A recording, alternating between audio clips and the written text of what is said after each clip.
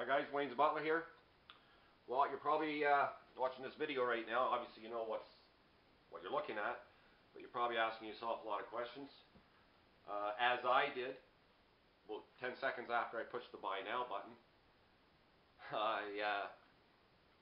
You guys know I'm a Batman collector, and I still am, but I'm also a closet Pred collector. Now, a lot of you guys who've known me for the last couple of years and have known some of my videos I put out, I do have a couple Preds. I actually have the Berserker Pred and the Tracker with a couple extra hounds.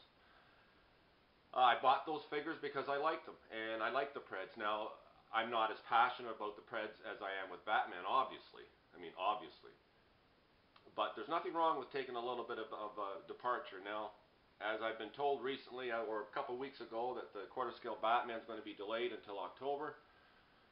When I heard that, I said, piss on it. I need to, I was jonesing for a figure really bad. I was jonesing for that figure, but I was seeing some of these coming out. I know Nanny D did a review on this, and Xenomorphs. If you haven't checked those out, check those out because you're going to get HD.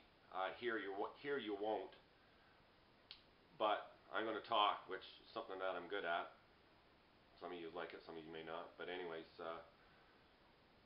so I've been watching these. I've been watching the Scar Pred ever since they said that they wanted to release it. I just love the armor on it. I love how it looks. I just love everything about it. And I knew then that I said, Jesus, I might just get that. And then quarter scale came into the picture. Blah blah blah. You know the deal. And so it was kind of put on the back burner. But then once it got released, kind of that spark got kind of relit. Especially like I said, that I'm waiting on a figure that I really want, and another month or so probably. So I needed to buy something, and you guys know what that feels like. So I went out and bought this, and I don't regret it. I don't regret it. Now, the one thing I do like about the Preds, unlike other 1/6 scale figures, is they're a little taller, and they're beefier, and they're heavier. Now, the whole weight thing has always been a bit of a pet peeve of mine that I kind of stick to the back of my head, especially initially when I started collecting 1/6 scale figures.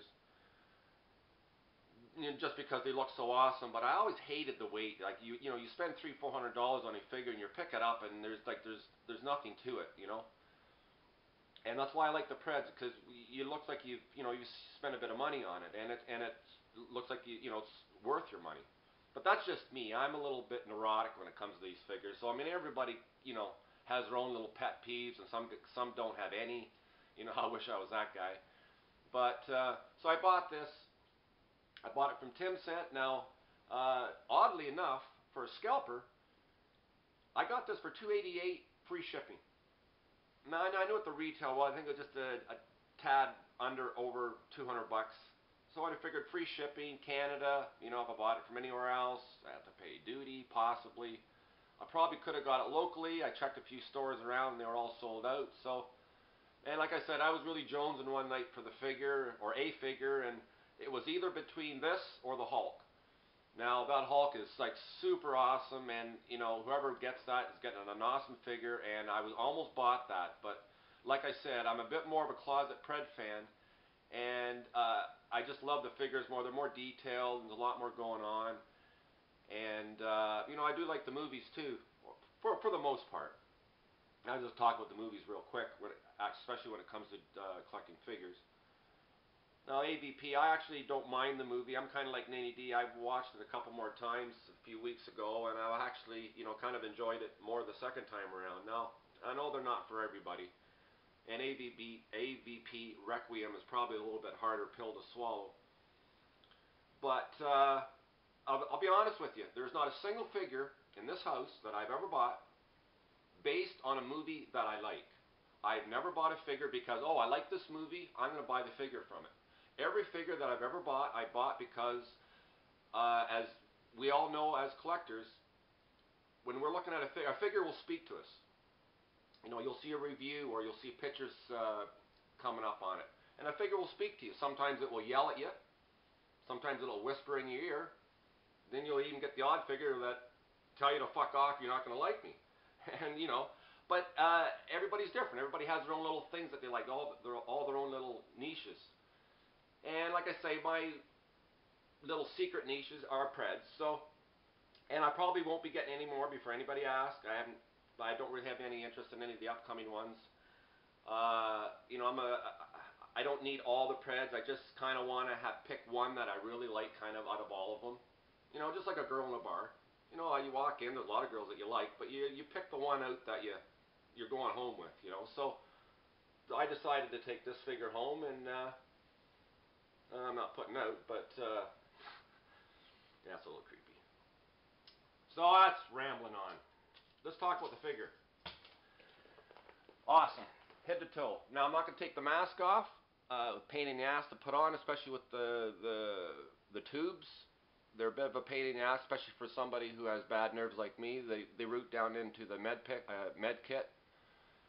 Like I say, you go to Xenomorph or Nanny D. By the time you see this video, I think Morris is about to put a review up on this. So you guys are going to see lots of... if you guys are interested in this figure, you have already seen how awesome the head is. So you don't need to see it here.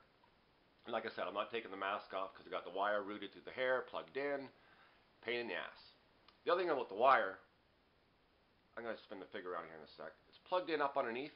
Horrible spot for it. It was like 4 miles of wire. It would have been nicer if they had it like some of the earlier ones. The Berserker and the Tracker, like what I got, where it's kind of high on the back. But anyways, not a big deal. The dreads are a little bit different on this figure compared to like I say, the only 2 Preds that I have are the Berserker and the Tracker, so I'm going to be comparing this figure kind of to those. And the dreads are a lot different on this. I mean, it's a different Pred, a different clan, a different movie, many years apart. So the dreads come out of the head a little bit differently on these. On the Berserker and the Tracker, they kind of swept back. On these, they kind of come out the side. Very movie accurate. They probably could be a tad longer. I understand that nitpick, but when you watch this movie, and even a lot of the other Predator movies, the dreads are different lengths throughout the whole movie. Sometimes you'll see them really long, sometimes you'll see them shorter.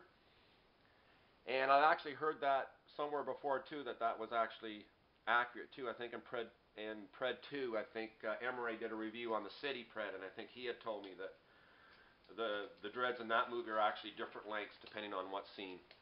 And he is true, because I did watch the movie and I did see that. So it's kind of the same with this figure. Then you got the trophy bones around the neck. You got to pop the head off to put them on.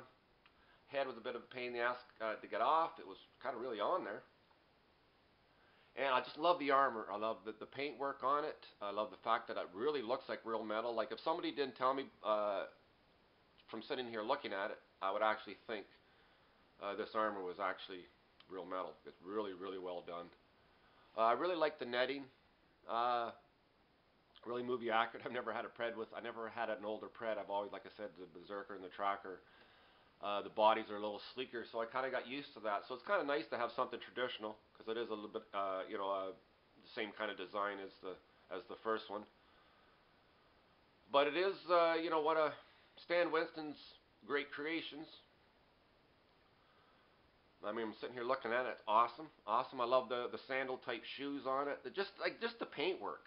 Now, it is a little bit strange now because I've been obsessed with quarter scale and everything's kind of bigger on those. But I mean, this figure is just so awesome.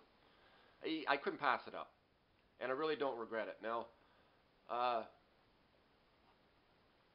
I kind of like the splayed hands on my Preds. That's just how I like the look. It looks a little bit meaner, and you get to see the claws.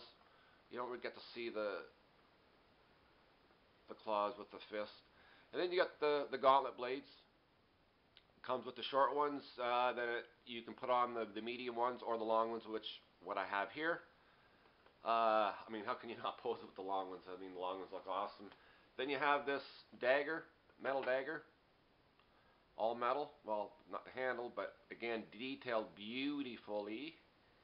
Love it, even with my bad eyes. Lovely. And then you got the spear with a clip on the back.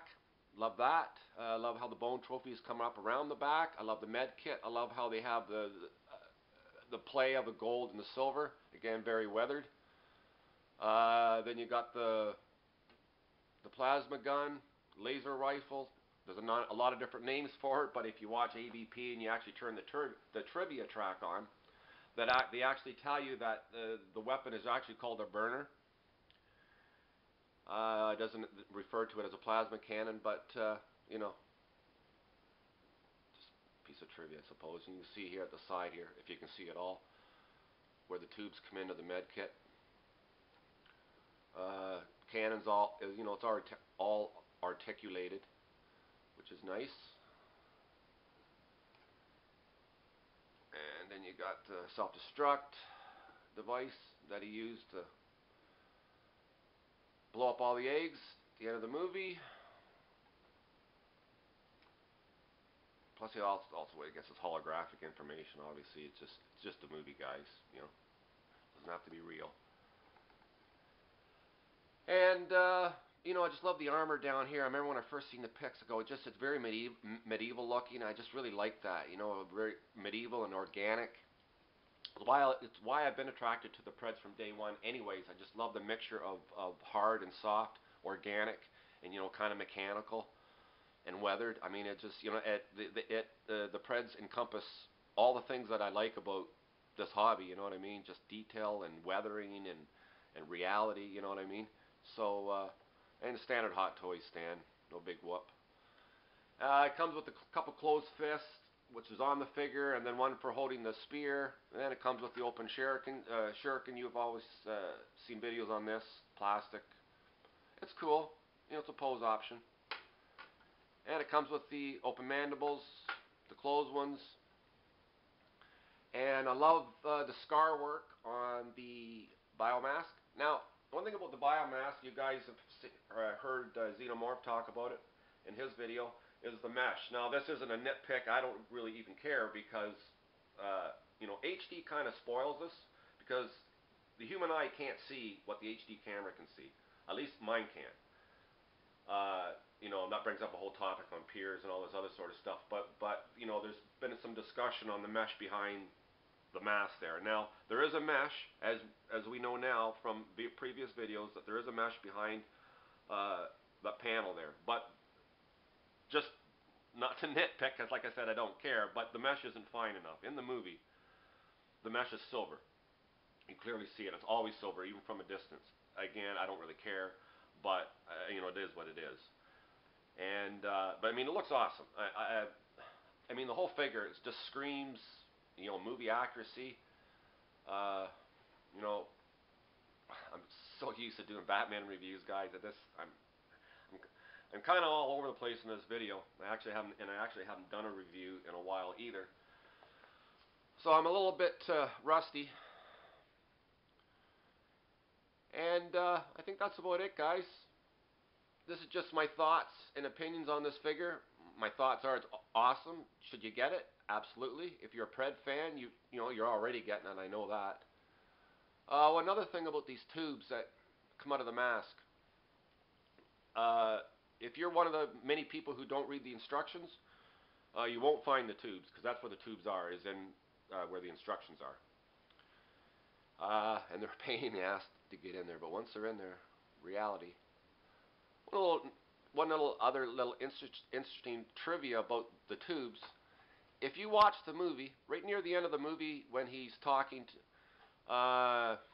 well, it's obviously not Mashiko, but that's probably who she represents. I forgot the name of the character in the movie, but you know who I'm talking about. When he takes his mask off, when you look at the scene, actually the tubes come out of this side. I think it's probably a mirrored shot, but I noticed that. I'm going, Jesus Christ, there's no tubes coming out of this side. But if you go to the scene, there's just one shot where the tubes are out of this side. And you know, I just thought that was kind of funny. I didn't know I even told you that. But anyways, guys,